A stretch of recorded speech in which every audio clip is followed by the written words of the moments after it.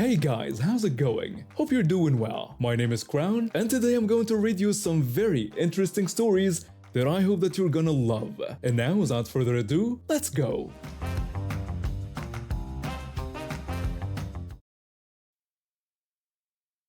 I've been working at this local gas station for about 3 years now. Started as a regular cashier, but through hard work and dedication, I worked my way up to manager position.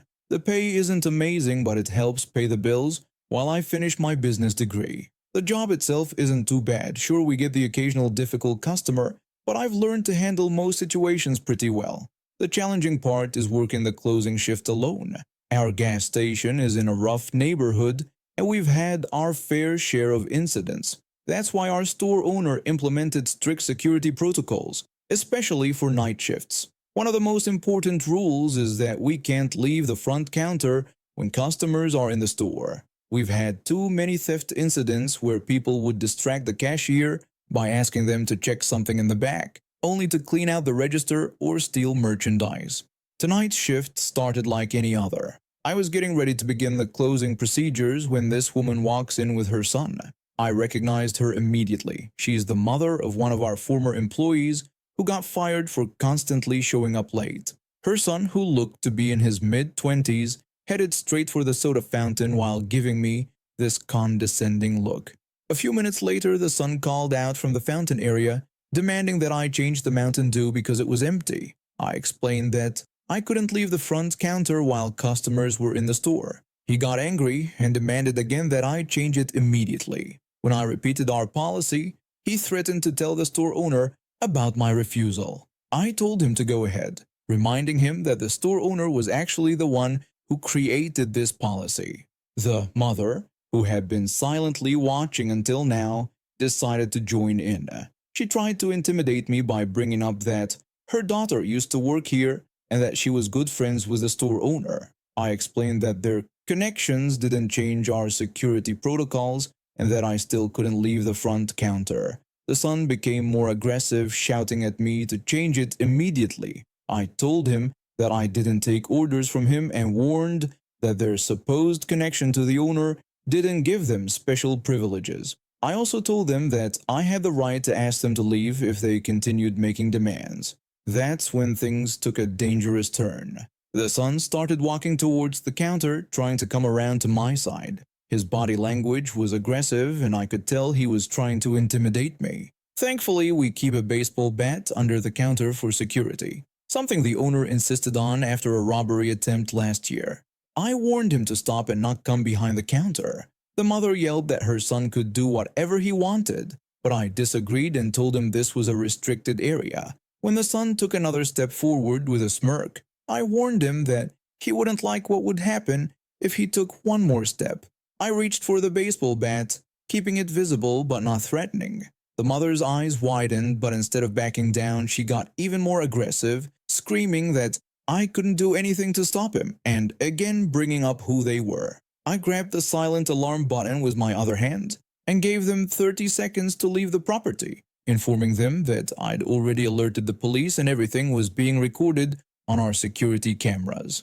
They finally started backing away, probably realizing they'd gone too far, but they didn't move fast enough. When they were heading to their car, 2 police cruisers pulled into the parking lot, blocking their exit. The officers asked me to explain what happened and review the security footage with them. The camera footage clearly showed their aggressive behavior and the son's attempt to come behind the counter. What made it even better was that the audio picked up all their threats. Turns out, attempting to enter a restricted area of a business and making threats is taken pretty seriously by law enforcement. The store owner showed up while the police were still there. He took one look at the security footage and immediately pressed charges. Both mother and son were handcuffed and taken away in separate police cars. The mother kept screaming about her friendship with the owner while he just shook his head and told the officers he wanted a restraining order for both of them. The store owner later told me that the mother had been spreading rumors about the store in the community ever since her daughter got fired. Apparently, this wasn't their first attempt to harass store employees, but it was definitely their last. They both got charged with attempted assault in criminal threatening. The store owner made sure they were permanently banned from all his business properties.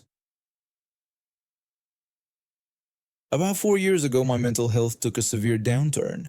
It got to the point where living with my dad wasn't sustainable anymore, and I had to move into mental health accommodation. It wasn't ideal, but it was what I needed at the time.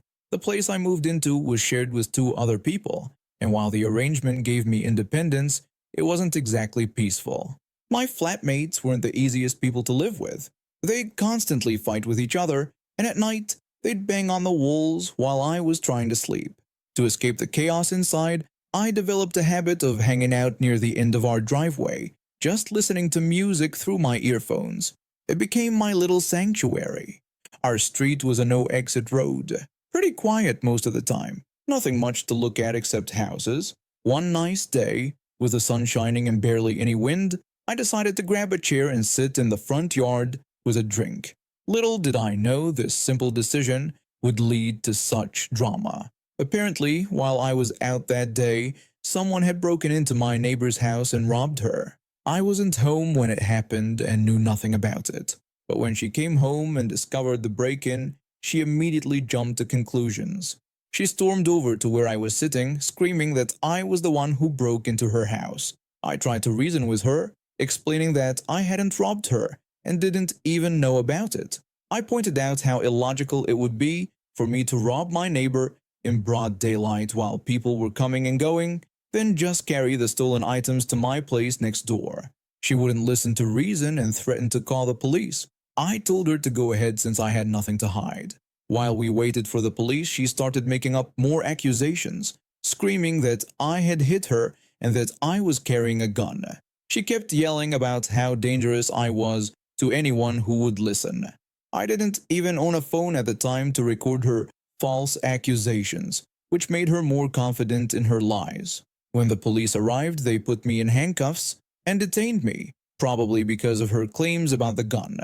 One officer stayed with me while another went to talk to her. That's when I remembered something crucial. I explained to the officer that I was living in mental health accommodation and that we had security cameras on the front of the house. I asked if they could contact the mental health worker responsible for the house, who handled our medication delivery and house management. The police took me to the station while they investigated. They got in touch with my mental health worker, who showed them the security camera footage. The video clearly showed I had nothing to do with the robbery, and more importantly, it captured all of Karen's false accusations and behavior. After reviewing the footage, the police immediately released me.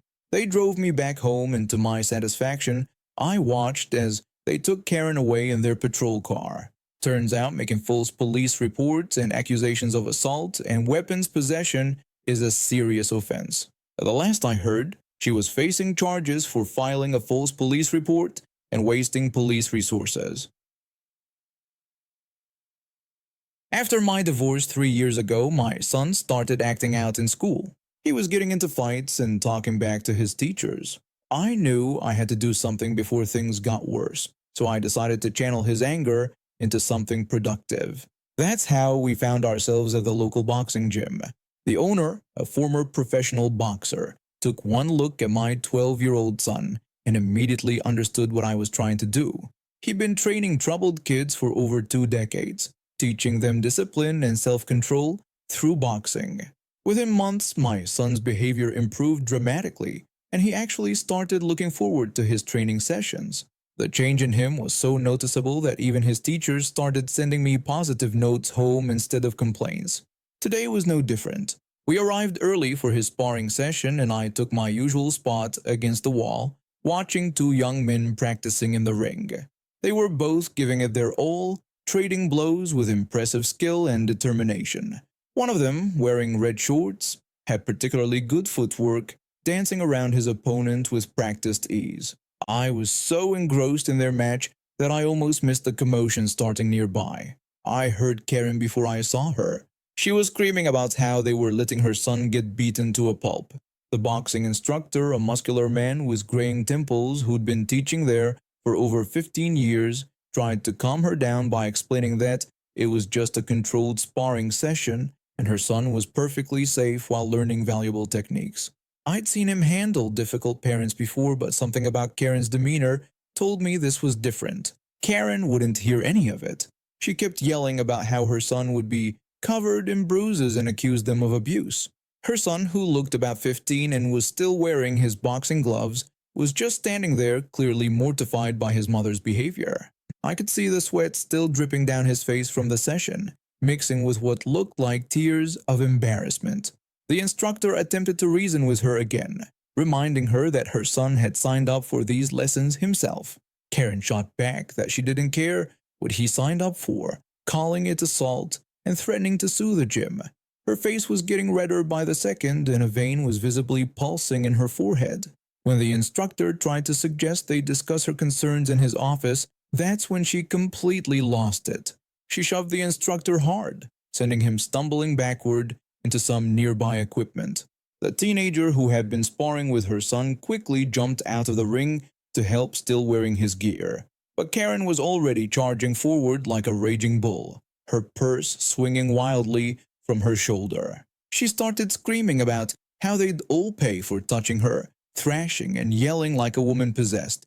She even started throwing around threats about her husband and how he would destroy the place, claiming he was some big-shot lawyer who would shut down the gym. Her son stood frozen in shock, watching his mother's meltdown with horror written all over his face. Other gym members had stopped their workouts to watch the scene unfold, some with phones out recording the whole thing. Then, in a move nobody expected, she managed to break free from the people trying to calm her and landed a wild punch on the instructor's face, her rings leaving a visible cut on his cheek. The gym fell silent except for the sound of a jump rope hitting the floor somewhere in the back. The instructor touched his bleeding lip and simply stated that enough was enough. In one fluid motion, he deflected her neck swing and executed a perfect restraining hold, pinning her arms behind her back without causing any harm. Karen kept screaming, but she couldn't break free from his professional grip. Her expensive makeup was running down her face from the exertion, and her previously perfect hair was now a disheveled mess. The police arrived minutes later. Apparently, one of the gym members had called them when the situation first started escalating. While we waited, a few other parents who regularly attended their kids' sessions gathered around me, shaking their heads. As they led Karen away in handcuffs, she was still shouting threats and promises of lawsuits, her high heels scraping against the floor as she resisted. Her son approached the instructor afterward, tearfully apologizing for his mother's behavior. He explained that she'd been acting this way since his dad left, and he just wanted to learn how to defend himself. The poor kid looked like he wanted the ground to swallow him whole. The instructor was understanding, telling the boy he was welcome at the gym anytime and praising his potential. I noticed several other students nodding in agreement. The kid really did have a natural talent for the sport. Later we learned that Karen was charged with assault, disorderly conduct, and resisting arrest.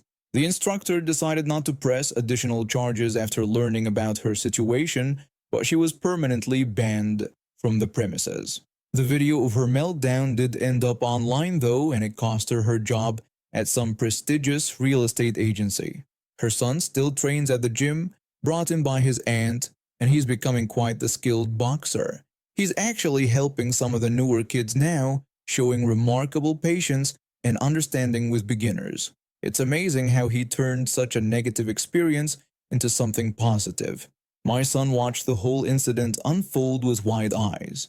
That evening, he told me he finally understood why I always stressed the importance of controlling our emotions. He even started mentoring younger kids at the gym himself, sharing his own story about anger management and the power of discipline. I've been working in private security for about 8 years now, mostly handling government contracts. Recently, I took up a position with the County Police Department's Security Division. Standing at 6'2" and weighing around 320 pounds, I tend to make an impression when I walk into a room, especially when I'm wearing my tactical gear. Last week, after a long shift, I decided to stop by my favorite local cafe to meet up with an old friend who manages the place. He's this tatted-up guy who's been running the cafe for years now. And despite his intimidating appearance with full sleeves of tattoos, He is one of the kindest people you'll meet. I arrived a bit early, so I grabbed a corner seat near the door and ordered a bagel while I waited. The cafe was pretty busy, filled with the usual mix of students, young families, and locals trying to escape the summer heat. That's when I first heard her voice. The woman, who I'll call Karen, was loudly complaining about the service being unacceptable and atrocious. I looked up to see what was happening. Across the cafe, my friend was dealing with this woman who looked to be in her late 40s, though the years hadn't been kind to her. The smell of stale cigarettes wafted over even from where I sat. My friend tried to reassure her that their service was the same for everyone. Karen wasn't having it. She started demanding to see the manager, claiming she'd never seen my friend there before. When my friend told her that he was actually the manager, she accused him of lying. She went on to say that no one would make someone with tattoos like his a manager and called him a criminal. The situation was escalating and I noticed a young mother nearby trying to calm her baby, who was starting to get upset from all the shouting. That's when I caught my friend's eye. He gave me a slight nod and gestured toward the door. I stood up, adjusting my tactical vest, and walked over. The woman was so caught up in her tirade, she didn't even notice me approach. When I called for her attention, she turned around and had to crane her neck to look up at me. For a moment, she seemed startled by my appearance. Tactical gear, shaved head, and all. She demanded to know who I was supposed to be. I showed her my security credentials and explained that the manager had asked her to leave the premises as she was disturbing other customers. Karen refused, insisting she wouldn't leave until she got her free water, pointing out that other tables had bottles. My friend tried to explain that those were paid sparkling water bottles and that they provided free tap water in jugs. But Karen wouldn't listen. She called us all liars and insisted we couldn't make her leave, claiming it was a public place. I gave her one final warning to leave voluntarily or I'd have to escort her out. She responded by threatening to have me arrested for assault if I touched her. I've dealt with enough situations like this to know when words are useless. In one smooth motion, I secured her arm in a control hold and began walking her toward the door. My friend held it open as I guided her outside. The moment I released her, she completely lost it. She spun around and launched herself at me, her nails raking across my face before I could react. I managed to restrain her against the wall, but she kept thrashing and screaming for help, claiming she was being attacked. I told her calling the police was actually a great idea. I radioed for backup, keeping her pinned while she continued to kick and scratch at my legs. When the police arrived 5 minutes later, they found me holding her in place while she screamed threats about her powerful friends and how her husband would make me pay. The first officer took one look at my face and winced. I hadn't even noticed, but she'd left 4 deep scratches down my cheek that were bleeding pretty badly. The officers cuffed her and put her in the back of their car. This time, though, she'd picked the wrong target. Between the security footage, multiple witnesses, and my facial injuries, she ended up with an assault conviction. All this because she thought the sparkling water bottles on other tables should have been free. Sometimes I wonder if these people ever listen to themselves and realize how ridiculous they sound. The scars on my face healed eventually, though they still show up when I get a tan. My friend gave me free coffee for a month after that, said it was the most entertainment his cafe had seen in years. These days they keep a photo of her behind the counter, just in case she ever decides to come back for another bottle of free water. And now we have reached the end of today's stories. Thank you for watching, and see you next time.